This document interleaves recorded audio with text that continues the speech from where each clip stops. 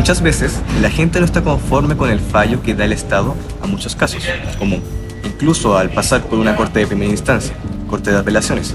y corte suprema, el fallo no es el esperado o incluso las sentencias no se cumplen como es debido. Y esto sigue afectando a los derechos humanos de las personas. Por eso contamos con el control de convencionalidad para combatir estos fallos, siendo esta la confluencia que hace el derecho internacional con el derecho interno de los países, principalmente teniendo que ver con el cómo estas nociones y ratificaciones sobre tratados internacionales permean nuestra legislación interna. La Corte Interamericana es uno de los 3 tribunales regionales de protección de los derechos humanos. Es una institución judicial autónoma cuyo objetivo es aplicar e interpretar la Convención Americana, también llamada Pacto de San José de Costa Rica, siendo esto un tratado internacional que prevé derechos y libertades que tienen que ser respetados por los Estados partes, encontrándose entre ellas la República de Chile. La Corte Interamericana ejerce una función contenciosa, dentro de la que se encuentra la resolución de casos contenciosos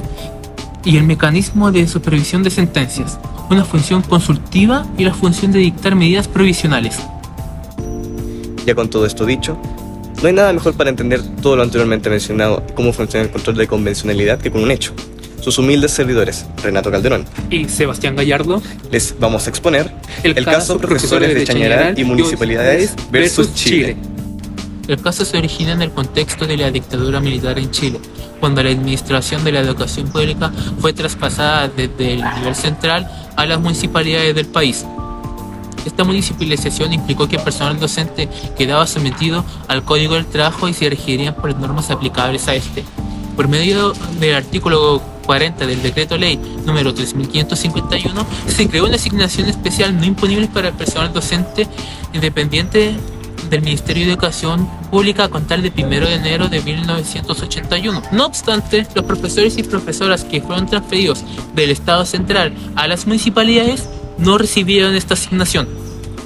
dando así origen a la denominada deuda histórica del magisterio. Sin embargo, la situación fue desigual, ya que algunas personas docentes continuaron recibiendo esta asignación luego de su traspaso a las municipalidades, gracias a convenios con las mismas municipales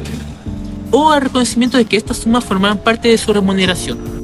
Fue a partir de 1990 que los profesores y profesoras pudieron iniciar demandas judiciales para el pago de esta asignación. En el marco de 13 procesos entablados contra las municipalidades de Chañaral, Chanco, Peyúgue, Parral, Vallenar y Cauquenes, se dictaron sentencias en firme que reconocían el pago de la asignación especial a las 846 personas docentes víctimas en este caso. Aunque se tomaron medidas para cumplir esto, en ninguno de los procesos se había logrado cancelar la totalidad de lo adeudado a las personas docentes a la fecha de emisión de la sentencia. En particular, la Corte consideró que los procesos de ejecución de las sentencias dictadas en firme en favor de los 846 profesores y profesoras que condenaban a las municipalidades al pago de una asignación especial resultaron irregulares e ineficaces. En razón de estas violaciones, la Corte ordenó diversas medidas de reparación al Estado de Chile, entre ellas que deberá pagar directamente a las víctimas del caso o a sus derechohabientes las sumas todavía debidas en 3 tractos anuales, empezando a contar el primer tracto en el plazo de 1 año de notificada la sentencia.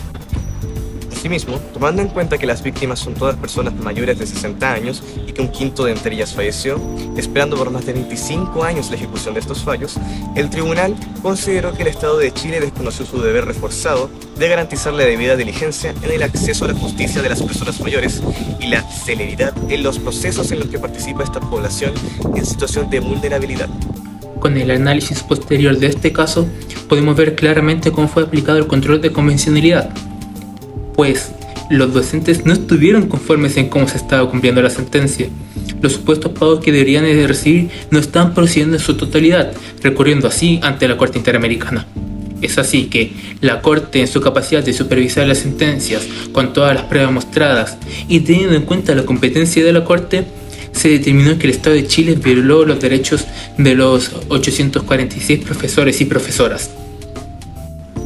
Por todo esto, es posible concluir que se puede hacer algo ante la ineficiencia del Estado frente a resoluciones que se dejan de lado. En este caso, vemos un ejemplo de cómo lograrlo con el suficiente tiempo y convicción de que se hagan las cosas de la manera correcta. Si bien puede ser un proceso tardío,